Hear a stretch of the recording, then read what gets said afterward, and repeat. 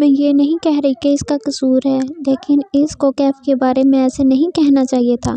پھر کیف، یار کون ہے یہ کیف؟ میں نے اس کو دیکھنا ہے۔ تمہاری ہر بات میں اس کیف کا ذکر ہوتا ہے، کیونکہ وہ آدھے سے زیادہ دن میرے ساتھ ہوتا ہے۔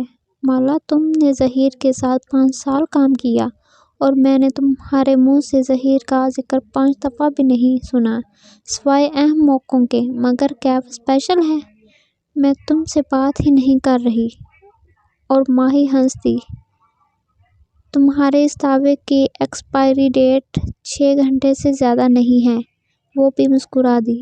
اس کو گھر اتار کے وہ کچھ دیر کے لیے باہر چلا گیا۔ پچھلی اسٹریٹ میں ایک پارک بنا تھا۔ کیف سورج اور گرمی کی پرواہ نہ کرتے ہوئے وہاں ایک بینچ پہ بیٹھا اور کال ملا کے فون کان سے لگایا۔ اس کے چہرے پہ بے چینی تھی۔ میں یہ پرواہ نہ کرتے ہوئے وہاں ایک بینچ پہ بیٹھا اور کال ملا کے فون کان سے لگایا۔ اس کے چہرے پہ بے چینی تھی۔ ضیاء سلطان کے بارے میں معلوم کیا؟ جیسے میرے پاس کرنے کو کچھ اور کام نہیں، مالک تلخی سے بولا۔ پھر گہری سانس لی۔ ہاں، معلوم کیا تھا۔ وہ کوئی رائٹر ہے اور ایک اچھی جاب کرتا ہے۔ ماں باپ کا اکلوتا بیٹا ہے۔ باپ شریف سا ہے، وہ بھی جاب کرتا ہے۔ ماں ہاؤس وائف ہے اور قرآن پڑھتی اور پڑھاتی ہے۔ نیک شریف ماں باپ ہیں اور اس نوجوان کی ریپوٹیشن بھی اچھی ہے۔ کم گو اور نڈر سا ہے۔ تمہیں اس سے کیا مسئلہ؟ اس کو مجھ سے مسئلہ ہے۔ وہ مجھے پسند نہیں کرتا، یوں ہی لگتا ہے مجھے، کیف ناپسندگی سے بولا۔ میرا خیال ہے تم اسے پسند نہیں کرتی کیونکہ وہ اس لڑکی میں انٹرسٹڈ ہے، اس لیے میں تمہیں ایک ریئلٹی چیک دیتا ہوں۔ مالک کی سرد آواز میں استحضاء تھا۔ تم کیف جمال ہو، ایک ناکام انسان، جس کا نہ کوئی کیریئر ہے اور نہ کوئی سماجی حیثیت۔ تم کشمالہ مبین کے ڈرائیور اور گارڈ ہو۔ وہ تمہیں اس سے زیادہ کچھ نہیں سمجھے گی۔ تم اس کی جتنی حفاظت کر لو، جس دن اس کو معلوم ہوگا کہ تم اس کو کس طرح دھوکہ دے آئے ہو، وہ تم سے نفرت کرے گی۔ اور تمہاری اس کہانی کا المناک انجام ایسے ہی ہونا تھا، اس لیے اس کو یہیں تم کر دو۔ حقیقت ایسا زہر ہے جس کو پینے سے انسان مرتا نہیں، بس وہ اس کے اندر کی ساری امیدیں چوس جاتا ہے۔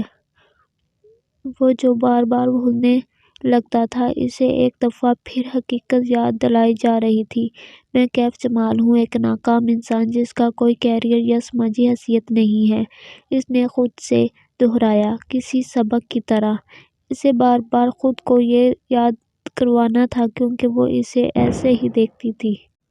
وہ گھر آئی تو ماں اپنے کمرے میں تھی۔ اس نے جوتے لاؤنج میں ہی اتار دیے اور ننگے پیر چلتی ہوئی ماں کے کمرے کی طرف آئی۔ ماں نے اس کے آنے کی آواز نہیں سنی تھی، اس لیے انہیں معلوم نہ ہو سکا، اور کشمالہ ان کے سر پہ پہنچ گئی۔ وہ الماری کا کیبٹ کھولے کھڑی تھی اور ہاتھ میں سون حلوے کا ڈبہ تھا۔ وہ چپکے چپکے اس سے سون حلوہ نکال کے کھا رہی تھی۔ ڈبہ بند کیا تو چونک گئی اور پہلو میں ہاتھ رکھ کے سرخ پڑتے چہرے کے ساتھ ان کے سامنے کھڑی تھی۔ تم کب آئی؟ انہوں نے ڈبہ بند کیا اور الماری میں رکھنے لگی، لیکن کشمالہ نے وہ ان کے ہاتھ سے لے لیا۔ آپ کو میرا احساس ہے ماں؟ وہ دبا دبا سا چلائی۔ میں 2 دن سے پریشان ہوں کہ آپ کی فاسٹنگ شوگر 140 سے نیچے کیوں نہیں جا رہی اور آپ میری ساری محنت ضائع کر رہی ہیں۔ اس ایک اسٹوپڈ حلوے کے پیچھے آواز بلند ہونے لگی۔